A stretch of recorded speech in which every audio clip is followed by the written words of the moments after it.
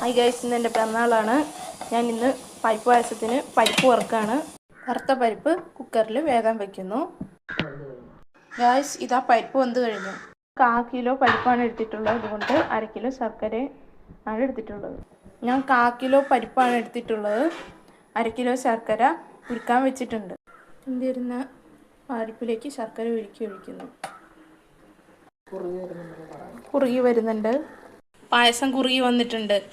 ശർക്കരയിൽ വിളയിച്ച പരിപ്പിൽ 2-ാം പാൽ ഒഴിച്ച് കുറുക്കിയെടുക്കുന്നു. ഇതിലേക്ക് ചുക്കും ഏലക്കായും പൊടിച്ചിട്ടു. 2-ാം പാലിട്ട് ഒഴിച്ച കുറുകിയ പായസത്തിലേക്ക് 1-ാം പാൽ ഒഴിക്കുന്നു.